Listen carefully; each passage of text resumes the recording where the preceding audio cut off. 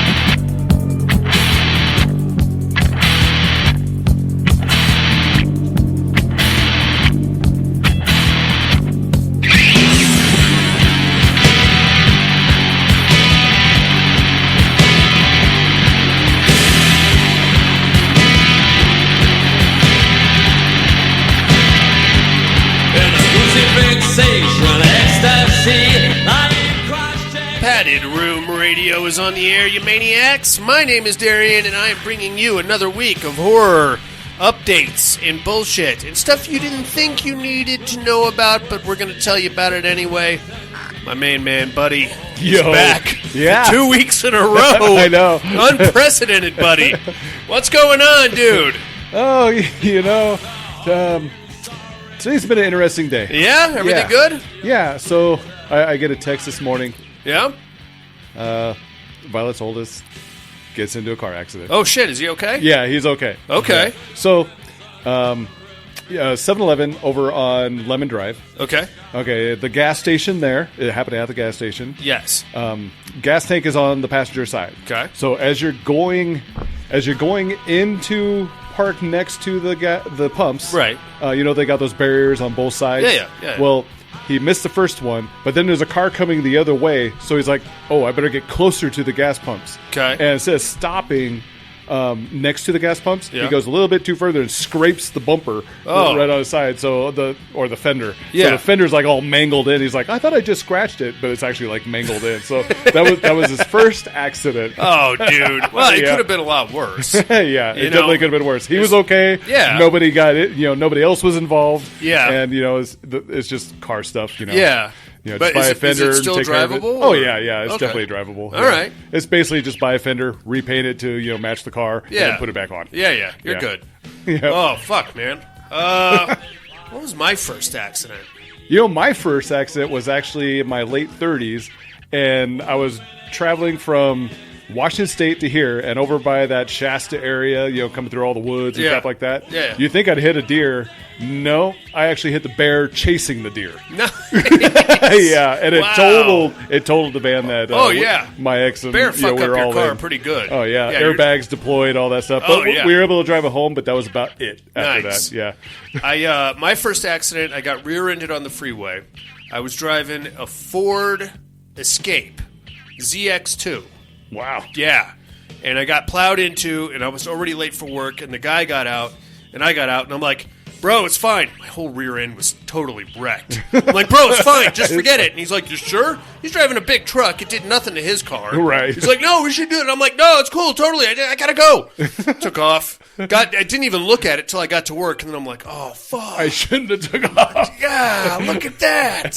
Yeah. Everybody coming into the office. Dude, what happened to your car? I didn't want to deal with it. You know what? Well, I'm not getting written up for being late, so... Yeah, that's right. Stupid. Well, buddy, we got horror news and listener mail and all the usual fun stuff. Mm-hmm. How about we kick things off with a little horror news, amigo? Oh, yeah.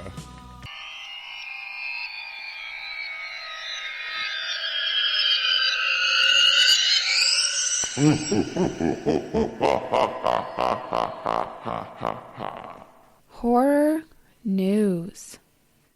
What do you got for us there, big guy? Well, the developers of the Texas Chainsaw Massacre has been promising a new map, The Mill, as well as a family member and a new victim in the coming months. And guess who has joined? Barbara Crampton. Ooh. Yep. She is finally revealed that she's joining the game. Was she part of any? Was she in any of the Texas Chainsaw movies? Not that I know of. I don't think so. No. All right. I guess they're just gonna do that. Why not? Just get her in there. I mean, she's a horror queen. She is. I'm fine with it. I have it. I have the game. I played it once. Do you have the map with her in it, or no? I don't think it's been released yet, has it? I've only played it one time. Okay. And I was like, this is... I got everybody wants to be Leatherface. Right. You can only have one Leatherface per game, obviously. Uh-huh. So then you get shoehorned into other characters, and I got stuck playing that retarded hitchhiker guy. And just kind of... dances around. Yeah, dances around with a straight razor. I was like, this is stupid. I don't want to do this. Right. I'm not going to kill anybody like this. Mm-hmm. Killer Clowns from Outer Space, the video game, officially announced for June 2024 release. Okay. That's right, one of the most anticipated horror video games in 24, Killer Clowns from Outer Space, the game, which has finally been given the official release date. This week, Killer Clowns from Outer Space is going to be on Xbox Series, XS, PS5, and PC June 4th. I'm going to have to snag that one. Oh, yeah. Pre-orders will begin February 21st for 1 week advance access. That's tomorrow. Oh, wow. Yeah. That's really soon. I got to get down there. Players can team up as either clowns or humans. Now, you can take on the role of the iconic killer clown, cooperate in a team of 3 players, utilize on-world abilities, hunt humans with zany weapons, and plan your alien invasion to harvest the populations of Crescent Cove successfully. Or you can fight back as a team of 7 brave citizens of Crescent Cove. Explore the city for valuable loot and weapons, avoid getting captured by clowns, and try to survive the alien invasion. Now, this game reminds me, the way it talks on here, reminds me of some like zombie type game, and there's like a witch in there that goes screaming all crazy. Left 4 Dead. Yes, Left 4 Dead. I wonder if it's going to be similar to that, because that's kind of what this reminds me of reading off the description. Really, it sounds like the exact same thing as the Texas Chainsaw Massacre. And there's also a Predator game, which is the exact same thing. And it's pretty much the same as Dead by Daylight. They're all pretty formulaic. You know, you got a bunch of... They're all online games. Right. You got a bunch of dudes got to play as the killers. And you get to see... I mean, to be fair, it's cool because you get to see, like, the Sawyer house... You know, in the surrounding areas, and you get to see all the generators and all that shit. Mm-hmm. But really, it's like, take, for example, Dead by Daylight. One match of that consists of 5 people. Right. 1 killer, 4 survivors. Mm-hmm. You have to accomplish certain tasks as a survivor to escape the killer, and if you're a killer, you got to kill the survivors. Right. And that's small map. Yeah, you're done. You want to play around, you're done probably in 15 minutes tops, which is kind of cool because, like, I can get up for work in the morning, get a round or 2 in before I get ready for work. Right. And then, you know, I don't have to get drawn into some sweeping, plot line or anything like that. It's just a one and done thing. Right. But these are all kind of becoming the same thing. The same thing, yeah. Yeah. So, I mean, the Evil Dead game was pretty much the same thing also. Huh. Yeah. So, I don't know, man. I'll check it out. Just because I'm a fanboy. Yeah. Why not? And I have apparently a disposable income. So, yeah. I'll throw some money at it. Why not? That's right. All right, that's all I got. What do you got? Oh, dude. Speaking of Dead by Daylight, All Things Wicked. Next DLC chapter drops the 12th of March. No. New killer, new survivor, new map. Appears to be some kind of a...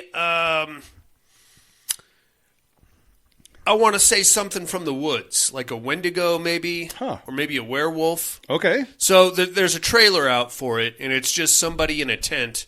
It's like a found footage situation. Right. And it's some guy in a tent, and there's something running around outside his tent, so he turns his camera on, and then for a second, whatever's out there jumps in and kills the guy, and you kind of get to see it a little bit. You see like some hair and a groovy face. I don't know, man. Of course I'm going to get it. I have to. God damn it. Speaking of video games, are you ready for a Borderlands movie adaptation? Really? There's you ever play Borderlands? Once. It's fun. It's a kind of a ridiculous first-person shooter. Eli Roth making the movie, starring Cate Blanchett and Jamie Lee Curtis. Still images are up. If you're a Borderlands fanboy, then you'll recognize the characters that they're playing. Very cool. So prepare yourself for that, Heck I guess. Goldilocks and the Three Bears Death and Porridge. Ooh. Coming at us right off the Disney train. Yeah, at first I thought you were going to go off with a Disney title or something. That's what it's called. Goldilocks and the Three Bears, Death and Porridge. All right. I think, isn't there already a horror movie that's got Goldilocks and the Three Bears in it? There's those Dead Time Stories ones. But no, those that was a good one. It's stupid. It's silly. This is what we're doing now, man. We're getting public domain adaptations of Disney movies. Hey, why not? I mean, sure. We've seen worse, I guarantee you that. Cinderella, the Deadly Slipper. Yeah, Peter Pan, the human trafficking ring. What? It's just wrong, man. That's right. God. So that's something to look forward to. Speaking of board games, or other games, I should say, House of 1,000 Corpses, the board game. Ooh. I hope it comes with like zany characters. I'm too. sure it does. And they got to be a color. There goes another $150 right out of my pocket. Yep. Gonna have to get that one. I'm going to get yelled at by my wife. Trick or Treat Studios putting it out later this year. Very exciting. Should be ready by Halloween, they say.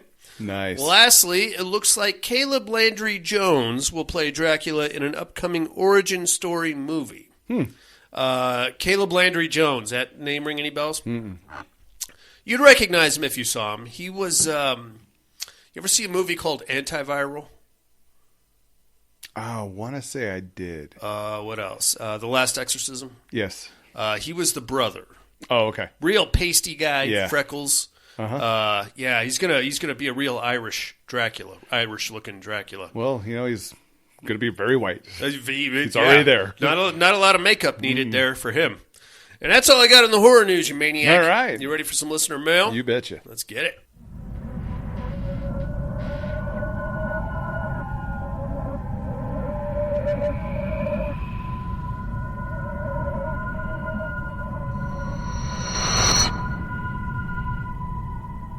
Listener mail. Yeah, buddy. Let's start things off in Sydney, Australia. Here comes our main man, Tim. Hey, Tim. Subject line, the end of the Terradome. Oh, yeah. What's up, guys? I'm hoping everyone is here this week since it's the main event for the Terradome, and my guy is fighting and hopefully winning. So obviously I'm taking Rawhead Rex to win this thing and go on to become the first Terradome champion who's only been in one movie. It's fair enough. Another one for Rawhead. Meat hook. I like this meat hook. Good idea. Number 3, tiptoe through the tulips. Tiptoe through the tulips. It's from Insidious. Yeah. Number 2, The Man That Comes Around by Johnny Cash. Played at the start of Dawn of the Dead remake. Oh, yeah. That's a good one. I like that. Number 1, Freebird. Devil's Rejects and Cause It's Fucking Freebird. I get that. I just wish it wasn't 9.5 minutes long. Yeah. That's the only problem I have with Freebird. Mm-hmm. So Cobweb is great. I don't understand the hate that it got. Sure, it has some problems with the look of the creature, but I was invested in the whole film. That's it for me this week. Go Rawhead Rex, and I'll speak to you all next time. Nice. Right on, Tim. Got your votes locked in, dude. Mm-hmm. See what else we got here. Uh-oh. Here comes Mrs. Horror for Dummies. Oh. Jaleesa's in the house. Subject line, I'm sorry to disappoint you all. What? She's backing out of the sloppy blowjobs. Oh. Dude, I already voted, Jaleesa. I can't take the vote back, so I'm going to at least need like a... well, if you could just look at it. I'll send you a picture. You got to at least look at it, because I already voted, okay? Hi, this is Jaleesa here, Tim's wife. I need to clear something up. My stupid husband mentioned that apparently I would give sloppy blowjobs to anyone who voted for Rex. I was never informed about this information, and as much as I love a good dick, I just cannot take too many. I hope I have not disappointed anyone. While I'm here, I will vote for Rawhead Rex as well. If I don't, I won't be receiving any tongue action, apparently. Hope everyone is well. Bye. Also, Tim told me to write that Freebird is the best song ever. Fair enough. That's funny. 2 more for Rex. Right on, Jaleesa. I don't want to keep her from the tongue action. You know what I mean? Oh, yeah. I've heard stories about how Jaleesa gets when she hasn't had any tongue in a while. So I'm going to Yeah, let's make this happen for Tim. That's right. Happy wife, happy sloppy blowjob, I believe is what the phrase is. That's right. We got some voicemails here, buddy. All right. We got quite a few here, buddy. I'm going to try and play these in the correct order. Let's start things off with our main man in Alabama. Here comes Alan. Hey, Alan. I believe this one was first.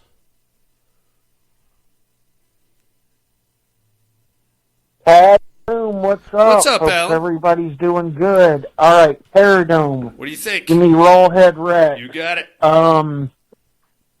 Meat Hook, of course. You just heard me yell Freebird from Devil's Rejects. Then Man Comes Around by Johnny Cash at the start of Dawn of the Dead. Yeah. And finally, Big Empty by Stone Temple Pilots from The Crow. Oh, yeah. Let's see, what else?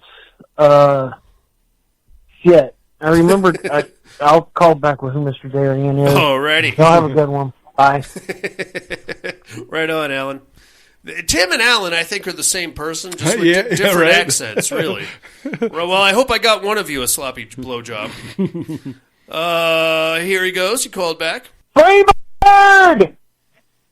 Freebird it is. Yeah, Freebird. All right. We're sticking with that one. Right on, Alan. I don't think Freebird's on the Terradome. No, but anytime you get a chance to shout Freebird into a phone, you don't want to not do it, right? He called back again.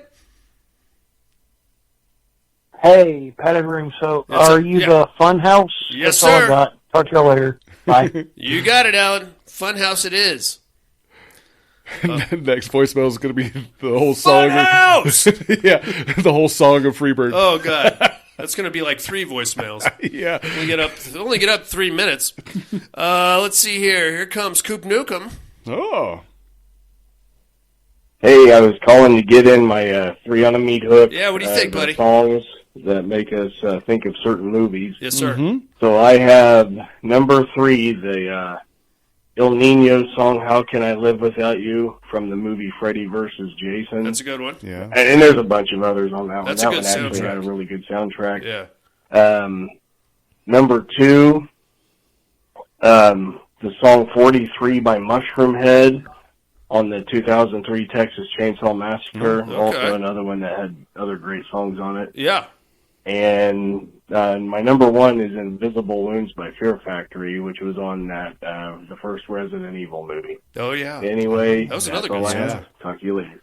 Beautiful. Very cool. Thanks for calling in, Coop. Alan called back again. Freebird! Freebird! Padded Room, what's up? What's up, Hope dude? everybody's doing good. We're still good. I meant to call back again. Okay. There's something I was going to say after I say so. Oh, shit. I gave y'all my Meat Hook. Well, some honorable mentions. I got to go with Pet Cemetery by the Ramones. That's a good one. That's on mine. And Sweet Dreams by Marilyn Manson. That's and, on a number of movies. Trick or Treat. Yeah? And you were wondering what scene made me squirm in the Last House on the Left original. Yeah, yeah.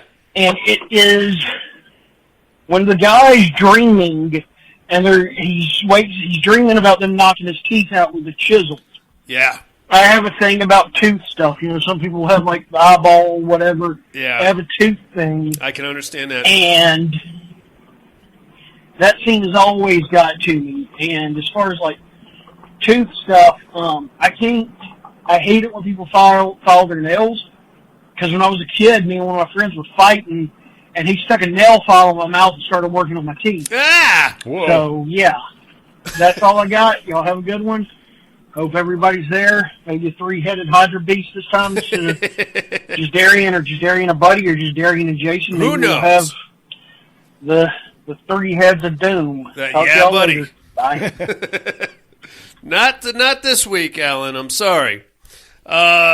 So, interesting thing here, I just kind of gleaned from that last voicemail. Alan says, got into a fight with a quote-unquote friend of mine.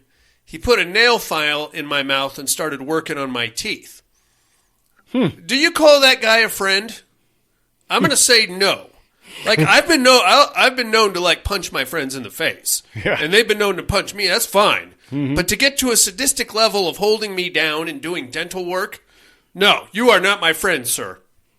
I'm going to tell you, we are no longer simpatico. But I don't know. Things are different in Alabama, I suppose. Maybe. Right on, dude. That's all we got on the listener mail, amigo. You got anything for Alan, Cooper, Jaleesa, or Tim? Thanks all for calling and writing in. You guys are the best. Yeah. You already knew that. I guess it's movie time then. Mm-hmm.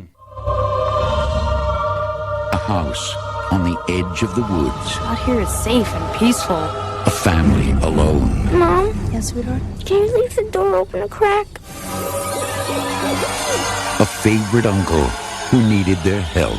Things haven't been going so good for me since I got back, sis. You could come stay with us. But when they invited him in, Think I better keep my eye on you. they let in something they could never imagine or ever escape.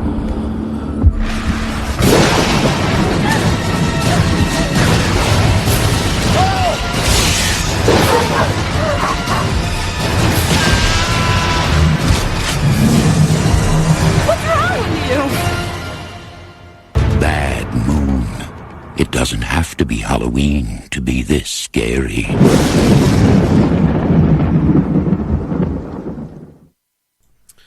Bad moon, buddy. Bad moon. It doesn't have to be Halloween. How do you get a voice that deep?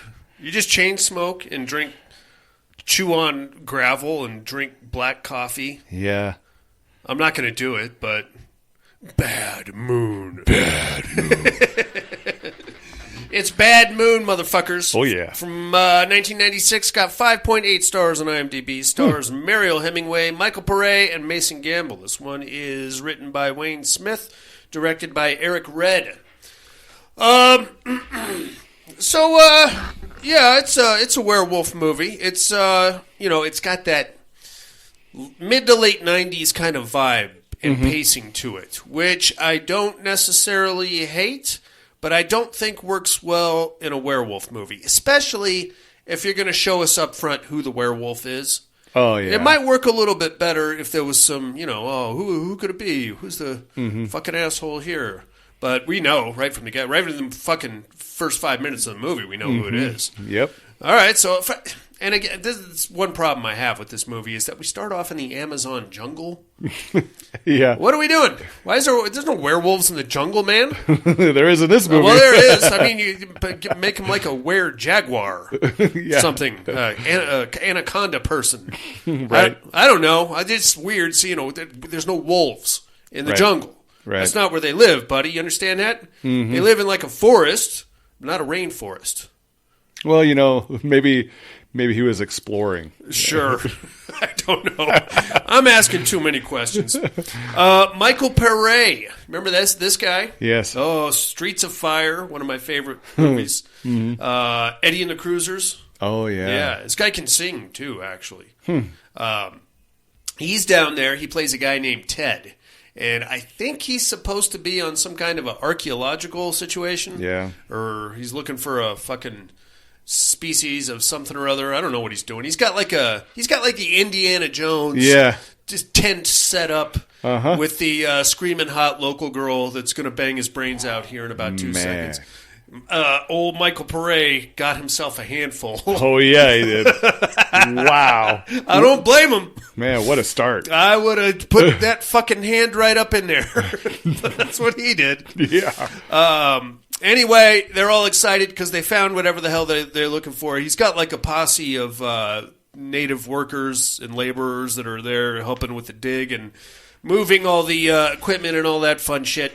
And he's also got his girlfriend, who's a smoking hot young lady, and he's banging her in the tent, and werewolf attack. Yes. Out of nowhere.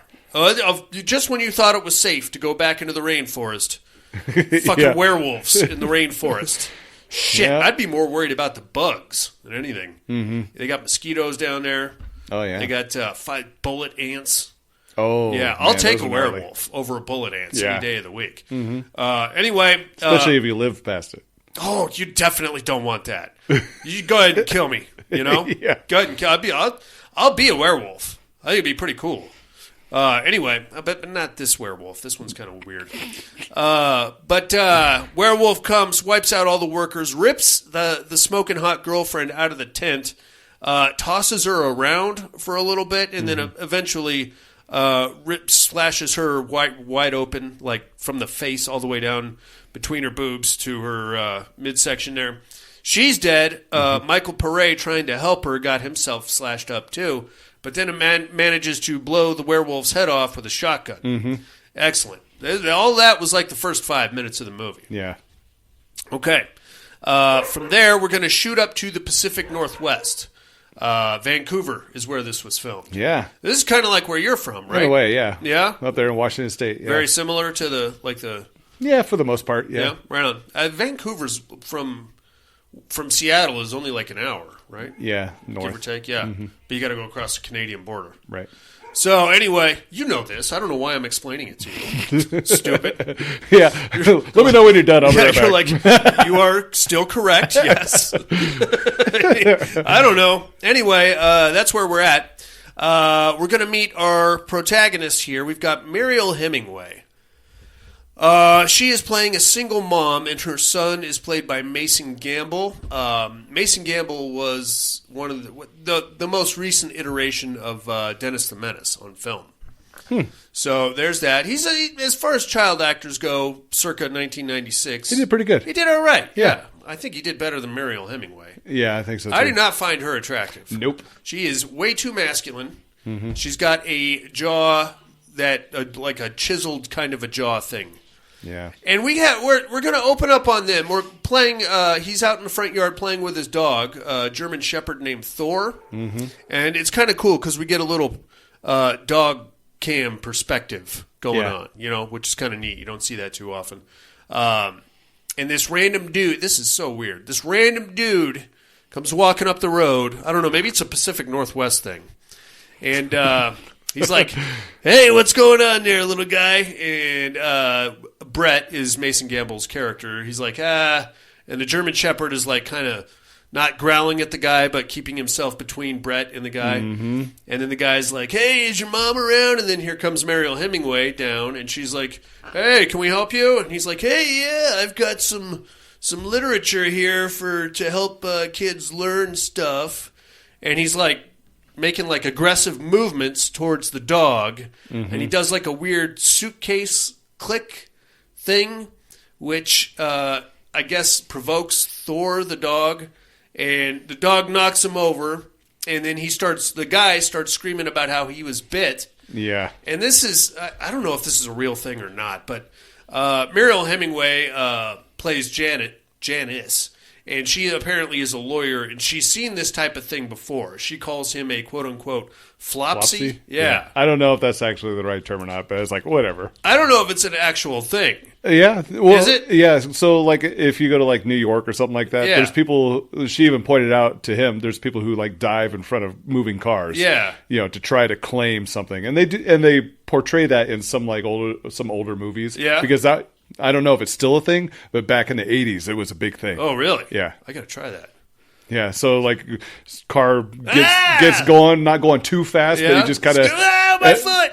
What you do is you just jump up a little bit, so it looks like you get hit, but you go on top of the car, and then when they stop, you roll off the car, and then you're like, "Oh, I'm going to sue you." $300. I'll walk away right now. But you have to jump because if you don't jump, you're going to get ran over. Okay, you got to at least get your feet off the ground. I'm going to write that down. Yeah, so take notes. Jump first, and then get hit by the car. Okay, yeah. Then collect $300. Okay, then collect $300. Yeah, I think I get. Would it be weird if I was wearing a helmet? Or would you think they would? They'd probably it depends on how you act after you hit. If you're like, I'll tear the helmet off real quick and throw it. And Stupid. That is dumb. Anyway, she's like, "This is a flopsy. He, tries to collect insurance, and he's basically a scam artist." And the guy's like, "No, your dog bit me." And she's like, "Where's the blood? I'll take you to the hospital." And he's like, "No, I'll do it. And then I'm going to sue you." And this is where we find out she's actually a lawyer, and she's a pretty tough cookie, too. Yeah, she definitely talked her talk. Yeah. She had a good game there. Oh, yeah. So from there, they go back inside. The phone rings, and we find out Michael Ted is playing. He's Janice's brother, Right. and he is camping at a lake about an hour away. And apparently they haven't seen each other in quite a while, which is, guys on Amazon expeditions, so that explains that. So Brett and Janice hop in the car and they go hauling ass up to the lake where Ted is camping out. He's got himself a airline. What do you call it? Airstream. Airstream. I call those silver bullets. Silver bullets, buddy. Yeah. Makes perfect sense. Mm-hmm. He's camping out there at the lake, and everything's cool. But then, they catch up and they hang out. While they're outside talking, Brett wanders into the Airstream and starts poking around, and he finds a bunch of literature on werewolves. Mm-hmm. Well, shit, buddy. Yeah. Ted is a werewolf. Mm-hmm. We already knew it. Yeah, I mean, there's no point in trying to hide it, really. But Brett didn't know that, and Janice has no idea. Right. So about this time, they're going to take off, and then we get some weird random dude walking around the woods at night. He was like strapping himself to a tree, I think, but they were unstrapping. I don't know what he was doing. Mm-hmm. He was a big fat guy, and he's in the woods alone at night. He had a hard hat on, like it was his job. Mm-hmm. What are you doing out there? No idea. Looking to get eaten by a bear is what he's doing. Yeah. Good news and bad news. No bears, but there is a werewolf. Yep. So we get to watch this guy get eaten. I thought this part was pretty cool because you see the werewolf actually like bite through the hard hat and take a chunk out of his head. Mm-hmm. As far as werewolves go, this one is not the best one I've seen ever. Not the worst. Definitely not the worst. We are about to knock on the door of a very questionable transformation scene, which I just, first my shoulder goes and then half my neck goes. It's so weird. It's like he's boiling. But we'll get into that. We'll get there. He just kind of blobs into a werewolf. That's very scary. The next morning, Ted calls Janice, and it's one of those out of context "I love you" phone calls. Yeah, never a good thing. No, never. I get like 4 of those a year from multiple mics, and I know it's coming because I won't hear from them from like 2 months, and then my phone will ring and, hey man. Shit, Mike, not now. Yeah. God damn it. He's like, hey, Janice, it's really nice seeing you. Maybe spend some time with you and Brett. She's like, oh, yeah, good seeing you too, man.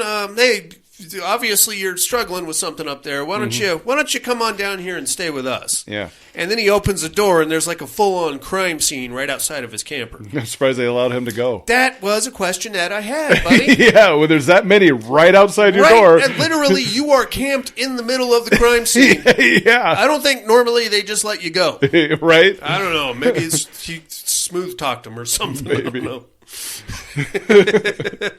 So, he rolls up, and he's now camping in her backyard. She's got a nice piece of property there.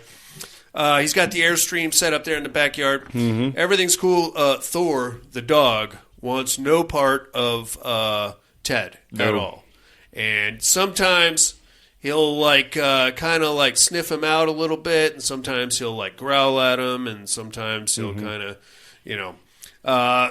whenever Ted makes a weird movement or turns the wrong way, Thor freaks right out. They have to take him and put him somewhere else. Mm-hmm. So that's pretty scary. Now we're going to get back to this kind of tense situation between Janice and Ted. I mean, it's already tense because he's acting like a weirdo. Yeah. But now she's starting to suspect things. One night, out of the middle of nowhere, Thor completely freaks out and loses his shit. They think he just has to go to the bathroom, so they let him outside. Mm-hmm. And because I think Thor was actually supposed to be the main character of the movie. Yeah, I think so. It seems that way, right? Yeah, the hero. Yeah, pretty much. Thor just goes running off into the woods. And because we're going to follow Thor through the woods, we follow he figure out that he's got Ted scent, and he's tracking him through the woods, and then eventually he happens upon the big bad werewolf. Thor gets like all pissed off and kind of doesn't really attack the werewolf, but the werewolf scrapes him up pretty good, and then Thor runs home. Yeah. That's okay. Thor makes it back in. Everything's cool. He's all bloodied up and scratched up and stuff. The next Ted doesn't come back till the next morning, and he's all sweaty, and his shirt's missing. And Janice is like, "Hey, man, what you been doing in the woods?" And he's like, "Oh, I just went for a run." Okay. I mean, all right. Okay. You like running through the woods at night without a shirt on, do you? Or a flashlight? Like you didn't smack into a tree. But whatever. So now Thor's all bloody, and that's kind of weird.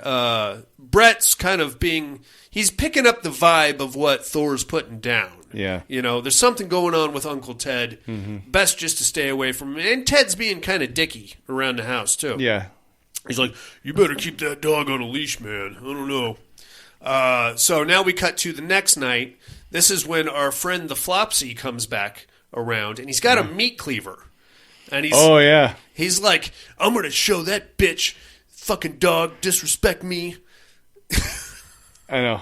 I'm thinking to myself, are you really that stupid to go after a lawyer's dog? Well, I mean, what are you going to do? You're in a suit and tie, in a trench coat, and you're rolling up with a meat cleaver. Yeah. That dog's going to rip you to fucking shreds, you idiot. Whatever, man. Whatever. Doesn't own a gun. No gun. All he's got is a meat cleaver. He's like, "Fucking dog, I'm going to get him. I'm going to fucking knock him out." So apparently, and I could be wrong about this, buddy. Tell me what you think. Does Ted turn into a wolf every night? So that's what it seemed like, but it also seemed like, he's got that story like, when he's talking to the boy werewolves, they, in TV, it's always on a full moon. He's like, well, it could be any moon. Well, then every time he transforms, it's a full moon. Yeah. Like, I didn't see any other moons beside that. And it seemed like it was every single night. But does that mean every single night was a full moon? Well, I mean, if that's the case, then this story would take place over about 5 months, 6 months. Right. So... And what the hell's going on in between full moons? Yeah, I don't know. Because every time he changed, they showed the moon, and it was always full. Oh, yeah. They love the footage of the moon. So. Yeah. I don't know. It's very confusing, that part. Yeah, it was. Anyway, old Flopsy rolls back in. Thor starts freaking out again, so they let him out. And unfortunately, this time, the werewolf gets to Flopsy and just rips him in half. Yeah. Thor comes back, and he tried to fight the werewolf, so he's bloody again. Next day, cop shows up, and he's like, "Hey, man," he's talking to Janice. "So, that guy that you filed the complaint against? Yeah, we found him ripped in half just around the corner here. We're pretty sure your dog did it." Mm-hmm. And then the cop just leaves. Yeah. Shouldn't you do something about that crazy fucking dog? I think it was to the point where there was no proof of it. Okay. So, because he did say, look, if this continues, if we if we catch him, you might want to think about getting a new hound. Sure. So, but there was no actual evidence that the dog did it. So he couldn't really take it because it's not like, oh yeah, there's your dog marks all over it. It's not a large animal. Yes. And Thor was all cut up. The cop was just like, it might be your dog, but since we don't know for sure, just keep that in mind. And if it is, you're going to get a new dog. Yeah. Well, I mean, I think that's like the whole taste for blood thing, involuntary manslaughter, right, or something. There's got to be some charges on her too. I'm surprised that it ended like that, not like taking the dog, but just where's the investigation? Yeah, no. That was it. It's like, oh, hey, we found a dead guy, and it looks like a wild animal, possibly a large dog. Yeah. But we didn't particularly like that guy, so we're not going to put a lot of effort into this. That's the way it felt. That's the way it felt. He was a sleaze anyway. Yeah, so let's just make sure to not leave the dog out anymore. Yeah. If some poor fat kid comes walking by, that could be a real mess. And maybe it's the fact that he's a sheriff and she's a lawyer. They got a real tight, close, buddy buddies, Yeah, I'm sure. So this is when Muriel gets the news that a bunch of dead hikers were found up at the lake that Ted was camping out at. What a coincidence. Well, I don't know if I am just not a Mariel Hemingway fan, or if she was kind of phoning in this performance. But, like, the way she, questioned him about it. Ted, there's a bunch of dead hikers up there. You didn't say anything about it, you silly guy. Yeah. All right, well, that's not at all disconcerting to you? Never mind the out-of-context I love you phone call, Right. And she is a criminal lawyer, so I'm sure she has some inside information. Whatever, dude. Whatever. I'm not here to cast judgment. Yeah. I'm just saying. Anyway, very scary, riveting stuff. So now we cut to the next night, or I assume the next night. Again, Ted goes out off into the woods. Thor goes running out chasing him. Thor again happens upon the werewolf. This time, Ted takes he's got like this set of handcuffs that are like, I don't know, a good 24-inch chain. Right. And he basically bear hugs himself a tree, handcuffs himself to it, and then does the whole werewolf thing. Which begs the question of how the hell he gets out of it when he's done being a werewolf. Right? Just a question. I'm not poking holes in this. I'm just asking questions. Maybe he just drops the key right there on the ground. That's what he does. Yeah. Werewolf can't smell a key. Hell no. All right. Just take a whiff. So that's what happens. And we see it. He always goes to the same tree. It's all scratched up and shit. You ever see a werewolf pick a lock? No. I would be very impressed. Yeah, that's why he drops the key. I'm sure there's a video game somewhere where a werewolf has to... He's got like a toothpick and a bobby pin. It just rips the tree right off. Just smash the fucking door. What are you picking a lock for? Stupid. All right. Anyway. So now we see that Ted is like, he's trying to not be a werewolf. He's not very happy about this whole situation. Thor freaks out again, goes running back. Big spaz attack. Janice gets him back in the house, and she's like, all right, this is like the 5th night in a row that Thor has had himself a spaz attack. Let me go knock on Ted's door and see if he's noticed anything in the woods. Right. Goes and knocks on the door, lets herself in, and sees all the werewolf literature. Excuse me, and finds a picture of Ted's dead girlfriend with her face all mangled, i.e., werewolf attack. Yeah. Oh, excuse me. So that's why would you keep a picture of that? Obsessed. I mean, we all have our thing that we like to beat off to. Dead werewolf attack chicks is not a website that I pay for. Should have been the picture right before it happened. Yes, way better. Yeah, we get all groovy. I remember this night. Yeah, it was pretty nice up until the werewolf. Up until the werewolf. Yeah, it was a lovely evening, actually. So she's like, "Oh fuck, there he is." He's got like a microscope in there and like a little makeshift laboratory. He's trying to find a way to not be a werewolf. I think is what he's trying to do. But is he though? What else is he doing with all that shit? I don't know. It almost seemed like he was enjoying it towards the end. Yeah. Yeah. So now she waits up for him this time. Again, he comes back as the sun's coming up, all sweaty with his shirt off. Hey, Ted, what's up, man? What are you doing? Oh, I just went for another run. Okay, perfect. Let's hang out here. And then they have dinner that night with the kid. And as they're cleaning up the dishes, she's like, hey, man, if I ask you a question, will you be 100% honest with me? And he's like, yeah, of course. Where's your girlfriend? And he's like, Seattle. And she's like, you son of a bitch. As he's leaving, he gets like into a weird staring contest with Thor. Yeah. And they're like, it's like the shootout at the OK Corral or something. Who's going to move first? And then Ted winks at it in a very, very aggressive, threatening manner. Yeah. And Thor lunges at him and clamps down on his forearm and like starts biting him.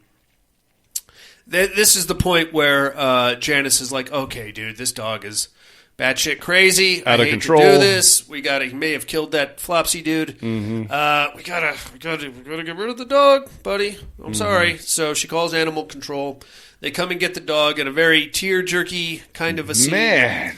Yeah? Yeah, I was like, oh, I hope that dog's actually acting because that looked terrible. Oh, yeah, man. That was miserable. It was. Yeah. The kid's acting was on point, like all Yeah. crying and stuff. I was like, wow. Yeah. Mariel Hemingway, on the other hand, seemed pretty indifferent about the whole thing. Yeah, like, She's like, nah, well, he's crazy, so, he's got to go. Yeah. Could you try to console the kid a little bit? No, just nope. That's it. So animal control comes and gets Thor and takes him to the pound. That's very sad. Everybody's miserable. But that night, we decide we're going on a rescue mission, buddy. Mm-hmm. Black Ops. Do, do, do, do, do, do. 9-year-old with a pair of bolt cutters. Yeah. Fucking commando. Mm-hmm. That's not the only Black Ops we got going on that night because, again, Janice sees Ted take off into the woods, and this part is particularly stupid. Yeah. She sees him run off into the woods. She spends like a minute just kind of pacing around with a flashlight. Then she spends another minute reaching up and grabbing a gun, nervously pawing at it, and then putting the gun back. And now he's got like a 3 to 5 minute head start. He's running, and she's just going to lazily follow after into the fucking forest, man. Yeah. Mm-hmm. He doesn't have a air tag on him that I know of. No. And we didn't even have Find My Phone apps back then. Right. So how the hell is she going to find him? Find My Werewolf app. That's what it was. Where's my werewolfbrother.com? Yeah, that's right. I forgot to turn my notifications off. So anyway, we just kind of have to play along with this. Brett is he's infiltrating the local pound, which apparently goes completely dark after 6 p.m. Yeah. Everybody just locks up and calls it a night. Mm-hmm. Very convenient for him. All he's got to do is hop a fence, find Thor in this unsightly outdoor cage. Yeah. Which seems a bit much for the Pacific Northwest. Those dogs are going to die of ammonia. And bust him out. Very good. On the other side of town, Janice has followed Ted up to his favorite handcuff tree. Yeah. And she's like, hey. And he's like, I smell you. What are you doing, Janice? And she's like, hey, yeah, it's me. I'm trying to figure out what you're doing. Unfortunately, he was on the point of putting the handcuffs on. Yeah. But she should have waited a little longer. Yeah, she interrupted him, and he only had one handcuff on, so he's free. And this is when we see the big werewolf transformation here. This is not good, buddy. Now it's 1996. We don't have CGI. Right. It felt a little bit like they were trying to do some CGI without having like some kind of weird computer camera thing. Yeah. It didn't work. Basically, he looks pretty good like in the opening stage. He's talking to her. He's like, you know what? I'm a werewolf. I'm sorry. This gang and I had to kill the, what's her name? He's got the teeth and he's got the eyes. And she's like, oh, we can get you some help. This is when she produces the gun. And we find out that she did bring the gun. And he's like, I don't know. Maybe I'm okay being a werewolf. I'm getting better at this. She's like, no, we should probably not. And then he goes full werewolf. And first he kind of turns pink. And then he kind of gets like this pustule thing, but only on half of his body and his head. It looks really bad. Yeah, it was. It's not the worst werewolf transformation I've seen, but it's bottom 5 probably. It's pretty bad, dude. Yeah, that's pretty. Especially as cool as the werewolf itself looked post transformation. That's just kind of stupid. And then like some animatronics. Yeah. Anyway, naturally, she's like, oh, fuck this, takes off running back to the house. He starts chasing her. They get to the house, big fight going on there. Across town, Brett gets Thor out of the pound. Thor finds a way to jump over the fence, and then Brett has to keep up on his bike. Thor gets back to the house before Brett does. All kinds of fucking havoc going on at the house. The werewolf is smashing her into things and kicking the shit out of her. She unloads a revolver into the werewolf. It's slowed him down a little bit, but I don't think it really did too much in the way of hurting him.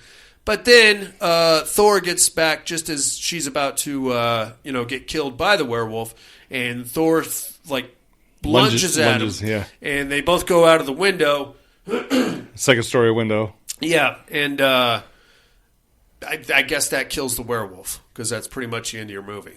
Yeah. Except for a nightmare sequence in which she thinks that Thor is a werewolf. Yeah. Thor wolf. Yeah. I don't know, man. This is not my favorite werewolf movie. I'm not mad at it. I like Michael Pare in it.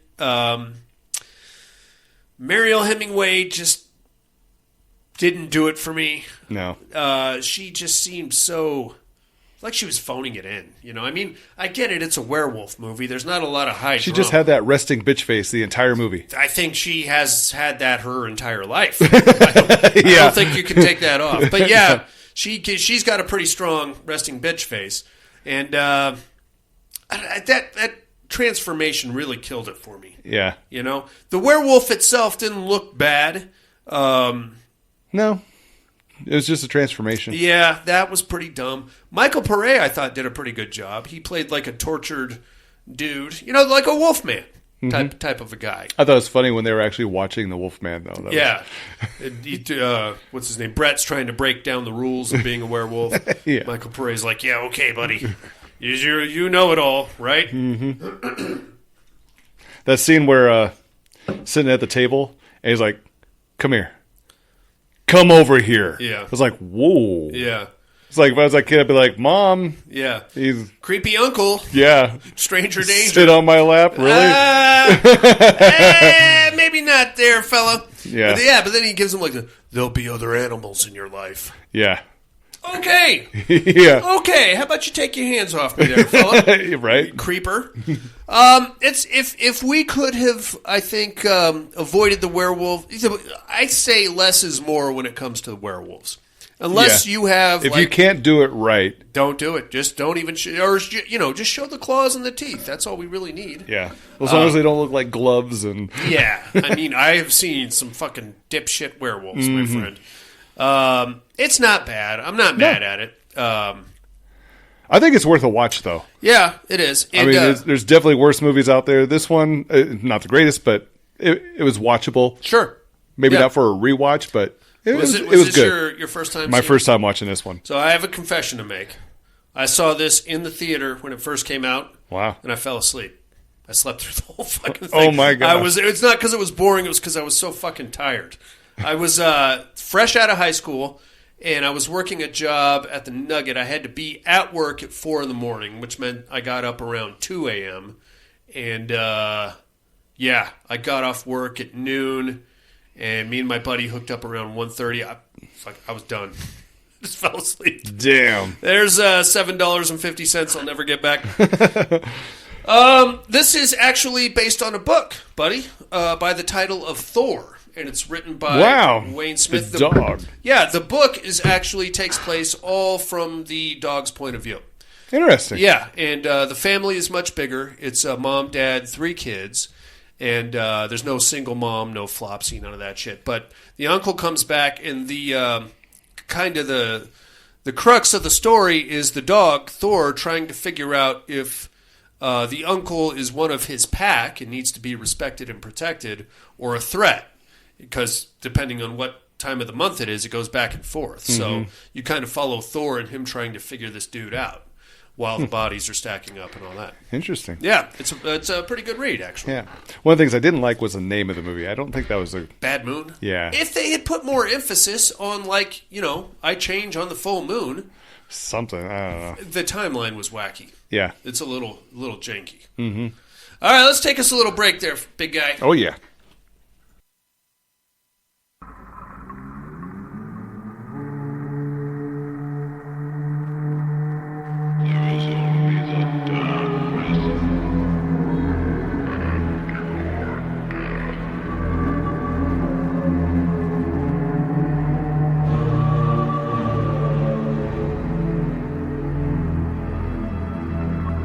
Save your prayers.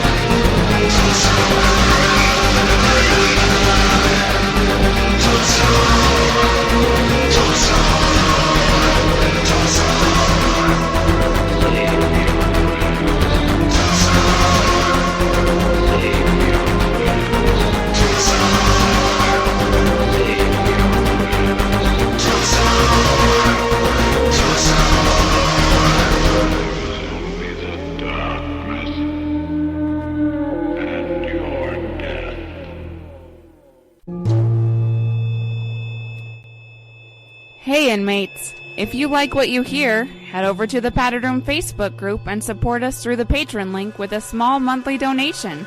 Check out the T-Villain link at paddedroom.podbean.com and grab some t-shirts. Thanks for listening and enjoy the rest of the show. And we are back, Monsignor. Yeah. There he is. There I am. I knew you were coming. Yes, sir, buddy. I wouldn't mind being a werewolf. I just would want to have a little control over it. You know what I mean? Yeah. That's the biggest problem. Yeah, having to work around a moon schedule. Yeah, and you're going to want to, like, if you could jump straight, you need, like, a werewolf mentor, I think is what you need. Yeah. In, like, a straitjacket that he can put you in. Yeah, somehow to lock yourself in a cage or something. Yeah, and then maybe you'll be okay after a while. I don't know. Or maybe not. Stay away from family. Yeah. Kids in wheelchairs. Shoot you in the eye with a fucking rocket. That's right. Fuck! Piss me off. Well, I think it is time for... Oh, you know what, buddy? Son of a bitch. What? We got a last-minute voicemail here, my man. What? Yeah. This just in. Tom Hardy is in the house. Hey. Hey, yo. Let me get him dialed in here. Yeah. Before we get into our 3 on a meat hook. Better late than never. Oh, boy. He came in a few times. All right. Hey, look out here. All right. All right, here comes number 1. Hey, yo. What's up, Tom Hardy? Oh, shit. We're not connected. Oh, that helps. Yeah, it does. Well, there we go. Okay, hold on. Hold your horses there, Tom Hardy. Hey, Hey-o. Padded Room. How's my favorite degenerates this week? Well, what's up there, Mr. Who Man? gives a fuck? It's the Terror Dome Championship. The That's big all one. everybody's Yeah. talking about. Oh man, I'm getting there and there. I was going back and forth, and then finally, I don't know why, I decided Rawhead Rex. Put Yes, me sir. down for the Rawhead Rex to take it all. You got Right it. on. I have no idea why I decided to You don't definitely need go logic. with Rawhead, but It's I Rawhead do have a Rex. plan to Australia coming up, so that might have something to do with it. Hey, on the educating department, you know what? Huh. Fuck, I don't know on this one Oh, here. come on, Had man. me a good streak going, but I think this is one of the ones that's going to piss me off. It probably. It's gonna be like, God damn it, I knew that flick. I or know I've you've seen that it. one before. Yeah. Sounds familiar, but I got no fucking clue. Ah. On the what are you looking at department, I did get to catch a couple of flicks. Ooh, what do you got? Let's see, I got to catch this one called Miskatonic. No, it was called The Resonator, Miskatonic U. Sounds cheap. And it was picked based on length. It's like 80-some minutes. Okay. I'm like, all right, we'll see what this shit's about. Fucking, the credits are rolling. Full moon video. Oh, no. Well, fuck me. So, not that great. Figured that. Somehow the special effects were better back in, the late 90s, I guess. Sure. Yeah, kind of a fucking bad deal. Figured From what I that. hear, though, it's part of a larger series called Miskatonic U, and then they kind of revisit all of the, H.P. Lovecraft flicks Okay. that Full Moon Video has done throughout the years. I'm I don't interested. know. If this is where they're going, you can count me out. I didn't think it was worth the time. Yeah. I did get to catch another short one called Making Monsters. Okay. This one here, I don't know what the fuck to say about this one. All right. Short? I thought they were going one direction. You know what? It's a new flick. I don't want to say much about it. But let's just say, hey, maybe it's a slasher. Maybe it's a supernatural. Maybe it's a betrayal, revenge flick. Oh. I'm interested. But then it drops it's almost like they probably filmed all those parts of it. Okay. And then they just kind of dropped it and said, okay, and we're not going to talk about all the other shit that was in there. Okay. I don't know. It almost felt like, I love what that. it kind of felt like was like when you're watching a flick and... GP'd, of course. Of course. He called back.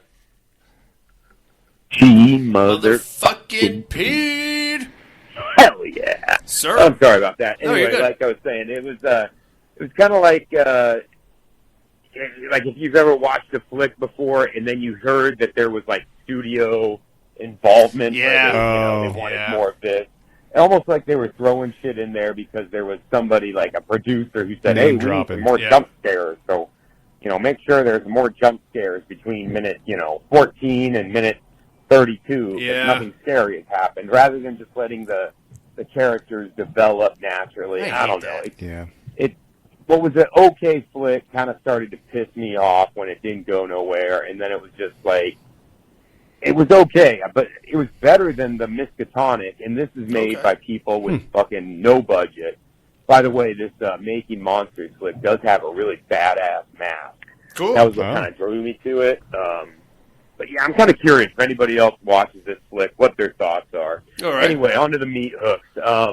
Songs. You kind of got me intrigued here on the horror music, and you know what? I wasn't 100% sure if you were talking about flicks that had great music during the movie or just horror music, because you kind of mentioned that towards the end. So whatever I said, works fuck for you. it, I'm going to make a couple of lists here. Okay. So let me just get with like great horror tunes that I guess don't get enough recognition. Okay. I think a big one that doesn't get enough recognition from Metallica is The Thing That Should Not Be. That's a good one. Great H.P. Lovecraft song. I think probably for most of us, our introduction to H.P. Lovecraft was from Metallica's The Thing That Should Not Be. Creeping Death. Great tune. Doesn't get enough love. Another good one, Iron Maiden's got a shitload of great metal horror songs, but check out Still Life if you haven't heard that one from the Peace of Mind album. Really great fucking Paranoia tune, Possession tune. Great song, man. And then another one that nobody fucking seems to talk about is from Jane's Addiction. If you listen to the song 3 Days off the Ritual de los Vigil album, great fucking tune, great horror tune. Give it a shot. Now, on to fucking songs. Tunes that remind you of movies or that are in the flick. Yeah. I think you got all the big ones, man. Like Dawkins and shit like that. But I did want to throw out a couple of others that really stand out to me from Nightmare on Elm Street 4. Dramarama's Anything, Anything. That's the scene where the dude's practicing his fucking karate or whatever. Yeah, buddy. His little backyard dojo. Give you anything, love that scene. Love that song during it. Good shit. For another one. GP again. GP again. This is a man with a lot on his mind. Call it back again. Double G motherfucking Double G motherfucking P, baby. All right, anyway, Dramarama from Elm Street 4. Okay. Anything, Anything. That was a great one. Another good one. I don't know if, I think you even called it out. From, what was that flick? The Crow. When you hear The Cure's Burn. Burn, yeah. When they're playing that Burn song, and I believe it's like you getting the fly over the city. Buddy. That one's just fucking super badass. I love it. And then from Shocker, the song the whole album. Breathe by the band Head On. During one of the big Dudes chase of Wrath. scenes, the drums are just going and fucking badass. And then, of course, it's got to be mentioned from Nick Cave and the Bad Seeds, the Red Right Hand and Scream. When you hear the fucking bells crash in the first one, I'm pretty sure it's in all the fucking It is. scenes, but different definitely covers anytime and stuff, you hear that, I don't know, for me it always takes me back. And I'm a big Nick Cave fan, so anytime, that superseded hearing it from other shit. Anyway, I'm droning the fuck on. Football as well. Love you like family. Go Rawhead. Bye now. Love you too, Tom Hardy. Thanks for calling in, amigo. Yeah, thanks, Tom Hardy. Yeah. Good stuff. Right on, man. I like me some Nightmare on Elm Street. Part 4 is probably my least favorite. Yeah. 4 and 5 are just not for me. Really, Freddy's Dead was pretty bad too. Even in 3D, I thought it was pretty wacky. Mm-hmm. I just kind of forget all about those movies. Wife's on the treadmill. I hope. Either that or that hunky neighbor's over here again. Right on, man. I think it is time for a meat hook there, buddy. Yes!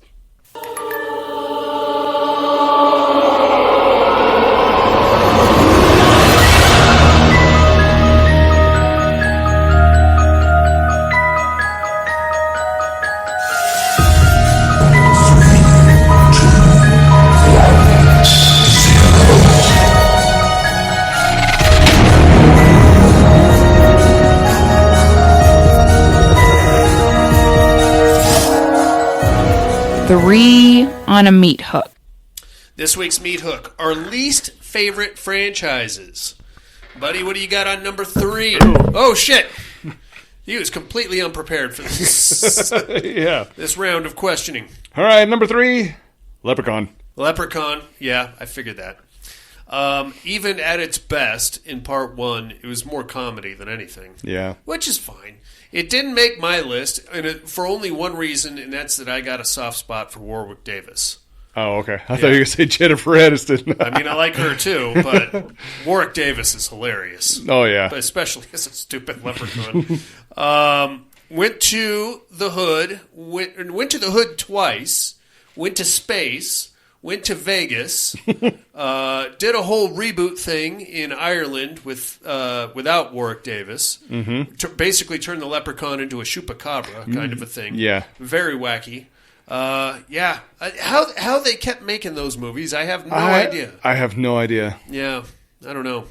I don't see a big leprechaun following. No, there's not like leprechauns. Or conventions for leprechauns. Yeah, maybe it's the dwarfs. Hey, we gotta have these. Oh, that's true. Maybe it's like some kind of a union thing. Yeah. You have to make a dwarf movie every year, you fucker. That's right. Shit. All right, get another leprechaun. Get another leprechaun. My number 3. I'm probably gonna get some shit for this. Final Destination. Wow, really? Yeah, I'm just not a fan. I fail to see how tragic accidents comprise a horror film. You know what I mean? Oh, it's scary. I mean, sure. If you know it's coming back to you. Sure, but it's still an accident, you know? Yeah. That's all it is. There's no villain. There's nothing to run away. I mean, death is the villain. It's going to get you. You're going to die. Even if you're 95 years old in a hospital bed, you're still going to die. Right. So, what do you wait? What?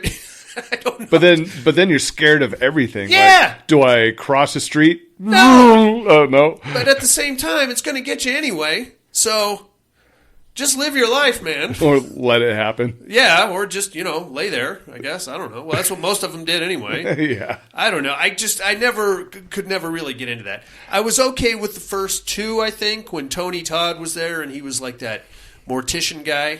Yeah. Because he kind of had the inside, like had the inside track, you know what I mean? Right. He wasn't the villain, but he was like the guru or something. I don't know. And then he didn't show up for the last couple, and I just tuned out. Yeah, I don't know how many they made. I think they're up to 6. Oh, is it 6? Okay. I don't know. I could be wrong. Huh. Yeah. What do you got on number 2? Number 2, Silent Night, Deadly Night. I get that. Yeah, those are some wacky fucking movies. Yeah. Garbage Day. Boom, boom, boom. First one was okay. Second one was basically the same thing. It was they just they took the first movie in its entirety and put it in the second movie. Yeah, the same thing. You can't do that. No.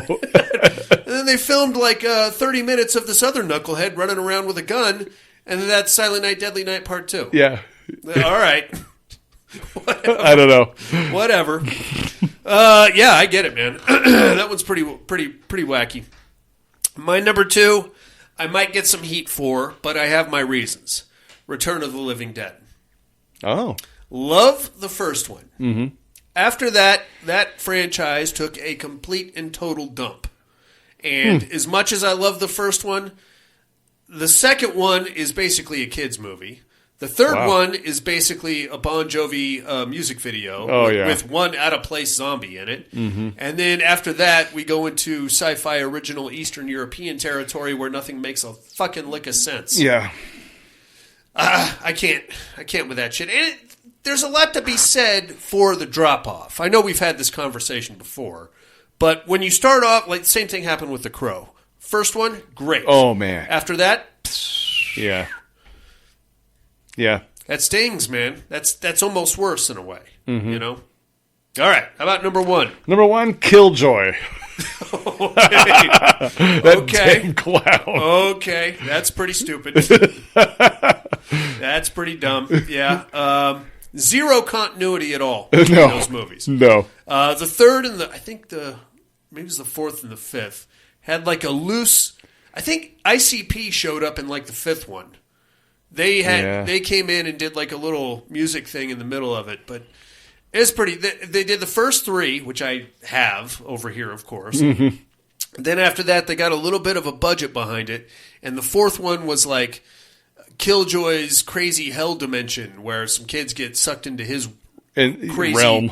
Clown, and he had like 2 or 3 helper clowns. Yeah. And then the fifth one was like them trying to. I don't know. I never actually watched it, but it was terrible.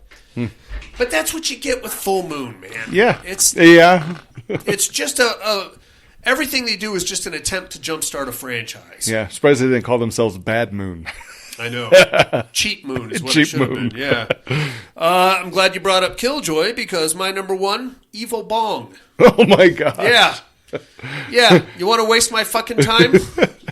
At least you named it Evil Bong, so I knew it was going to be dumb as shit when I walked in. Mm-hmm. It's about a fucking bong that kills people. Yeah. I think there's 3 of them right now. Why? Unbelievable. I had like a little bit of a crisis picking between this and the Ginger Dead Man. But I think there's like 2 more movies in the Evil Bong franchise than there is in the Evil Ginger Dead Man. Wow. Yeah. It's dumb, man. Yeah. I can't even with I think Troma has, for the most part, abandoned their franchises, the Nukem High and the Toxic Avenger, and they're still doing stuff, but it's super low budget and kind of indie. Yeah. Full Moon, on the other hand, is just looking for a cash cow. Yes. How many more Puppet Master movies can we make before they catch on that fucking stupid? Yeah. I don't know, dude. I don't know. Yep. So that's your meat hook for the weekend, mates. Let us know what your least favorite franchises are.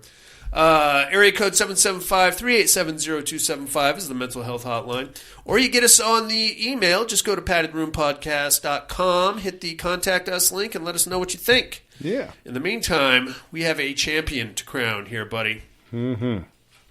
No tears, please. It's a waste of good suffering. I'm not gonna hurt you. You didn't let me finish my sentence. I said, I'm not gonna hurt you. I'm just gonna bash your brains in. I'm gonna bash them right the fuck in.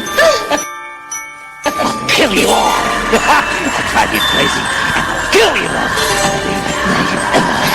My worst dream come true. 6-year-old child with this blank, pale, emotionless face, the blackest eyes, the devil's eyes.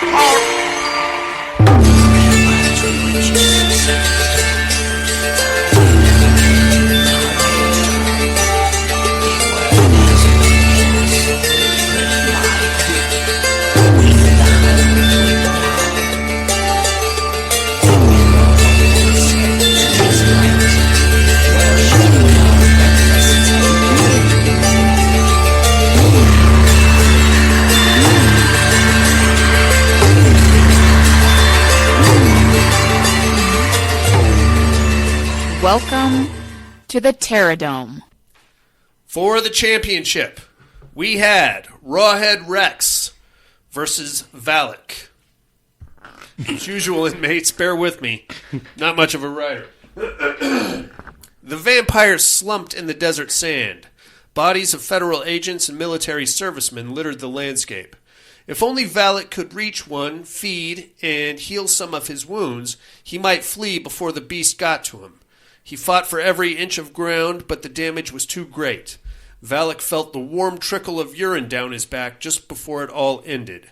The beast howled as it stomped the vampire's head to dust. With a vote of 9-5, your 2024 Terradome champion, Rawhead Rex, buddy. Yeah. Way to go, Tim. Rawhead Rex. Jaleesa, you're going to... You got to do something for us. I'm at least going to send you a dick pic, unsolicited. I don't care. With a watch. Yeah, with a watch. It's not going to be my dick. I'm going to find somebody else that's much better endowed and possibly more landscaped. But, yeah, you're going to have to at least look at one. Right on, man. I think for next year's Terra Dome, we're going to go back where it all started with the original fighters. Yeah. The big boys, and we'll battle it out again. We got a whole new group of listeners now, so things could go. I mean, we're used to seeing Pyramid Head. Pinhead has won 2 or 3 championships. Who else? I think Candyman had one. But we're gonna. We should do the worst of. The worst, like what we just did, for the worst, the dumbest villains. Yeah. Oh God, I'd have to go back and rewatch those movies, buddy. That's the problem. You're welcome. I don't want to do that. I don't think so, sir. Nice try, sucker. Right on, man. Well, while you guys are preparing for next year's Terra Dome, we're going to tell you what movies we got to watch this week in a little segment called "What Are You Looking At?" Yeah.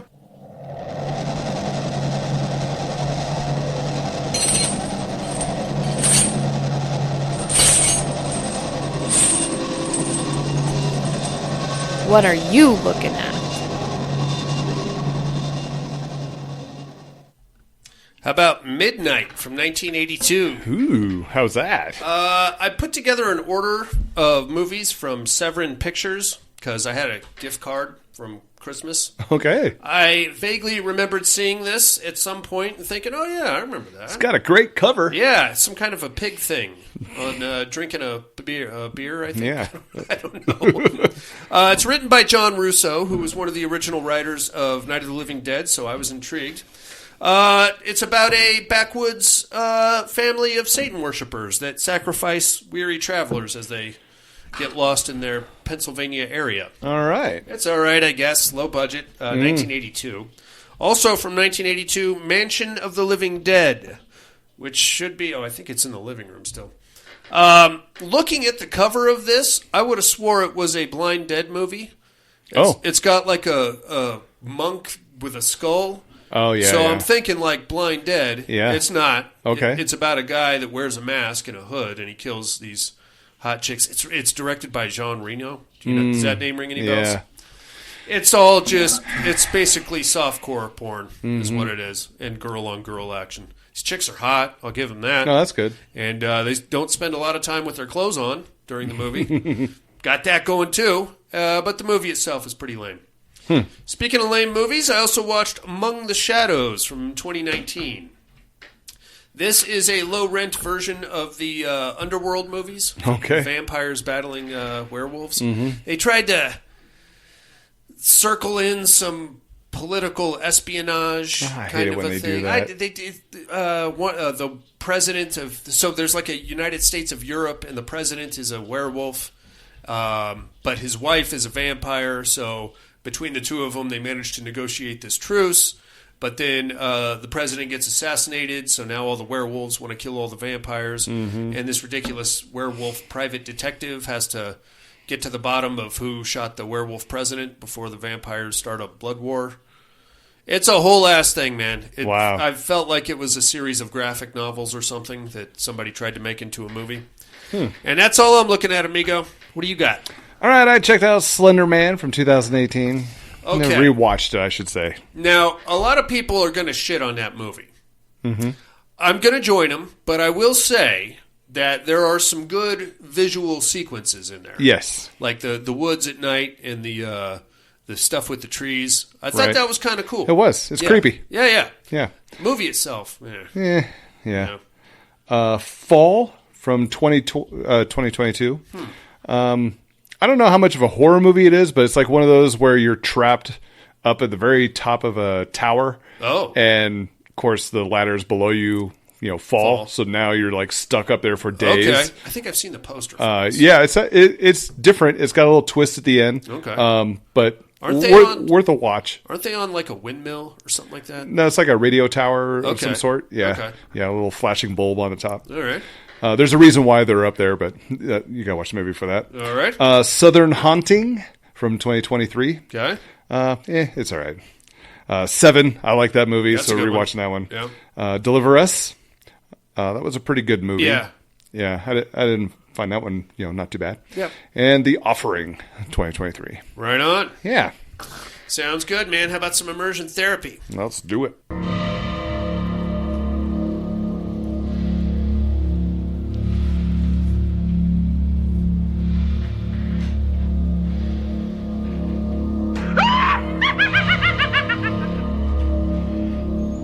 Immersion therapy.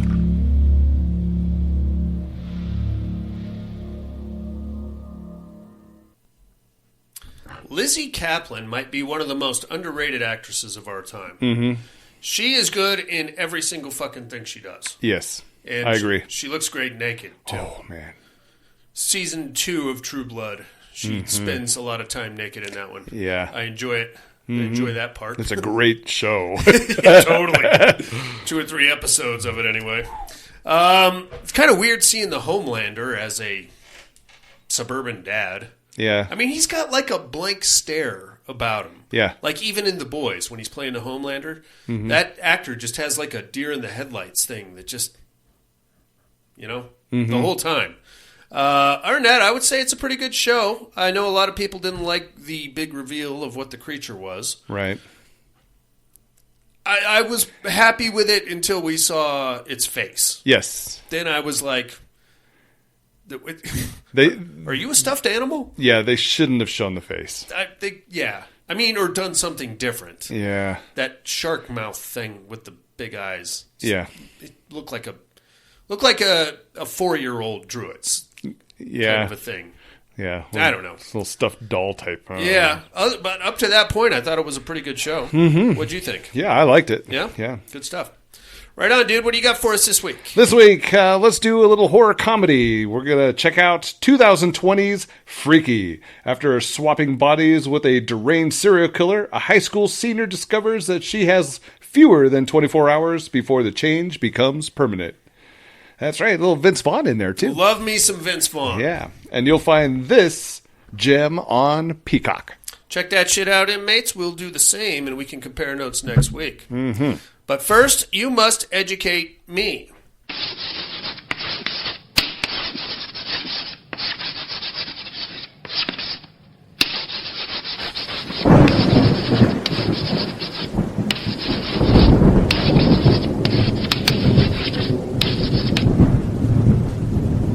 Educating Miss Monica.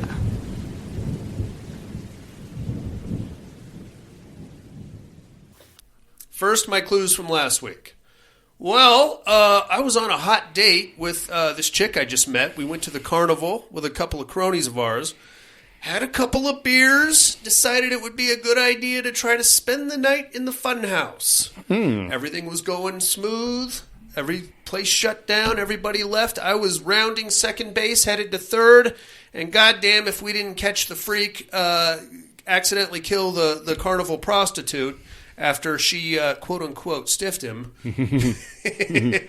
And now he saw us seeing him, so now he's going to chase us around the carnival all night long and kill us off one at a time. I am, of course, the Funhouse, buddy. Mm-hmm. It's a good show. You seen it? Yes. Old one. Yeah. Holds up, though, I feel Yeah, like. I think so. Who might I be this week? Well, we are going deep, buddy. Ooh. And this one is going to be a little nasty. Oh.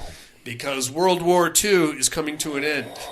And I am a college student that was abducted by a group of Nazis and politicians, I think, or diplomats. And me and about 6 or 8 other college students are being held captive in this Nazi compound we're basically just waiting for the Allies to get here and kill these fucking assholes. But in the meantime, they're going to make us do a bunch of weird sex games, buddy. Oh. And my friend here is going to have to eat a turd in front of everybody. And I really hope my penis doesn't get held up to the tip of a candle, because that's going to hurt, and I don't want that. No good. Who might I be, you ask? Tune in next week, and I'll drop some knowledge on you, inmates. In the meantime, I think that's about going to do it for us. Thank you very much for listening, and like, comment, subscribe. Share also if you have time and you feel inclined to do so. Wherever you found this podcast, that helps our visibility quite a bit. We do have a Patreon campaign running. If anybody gives a shit, we got shirts and hats and coffee mugs and a new line of padded room condoms coming out. Oh, yeah. Yes. Yeah. They, you're not going to use them. So they're body condoms. Nope. Yep. And let's be honest, none of us are getting laid anytime soon. So. They have lots of holes in them. That's right. So it'll look good in your wallet. That's right. You drop a wallet in front of a young lady. Oh, excuse me, my condom fell out. Padded room podcast. Now she's intrigued. Yeah. Oh, okay. Is it a padded condom? Join us next week for Wolfen, closing out Werewolf Month here in the Padded Room. Buddy, you got anything else for the week? No. Alrighty. For Jason Harrelin, Absentia, werewolves, menstrual cycles, birth control devices, and the holes that you probably shouldn't put in them because that's not a good idea. I saw a meme once of a billboard that had a bunch of condoms thumbtacked to it, like right in the middle of them, and it said "free, take one." Come on, really? You know somebody took one too and probably used it. Stupid. Stupid memes and the Padded Room podcast. I'm afraid visiting hours are over. Bye and have a great week. I want to know how to survive in a night life.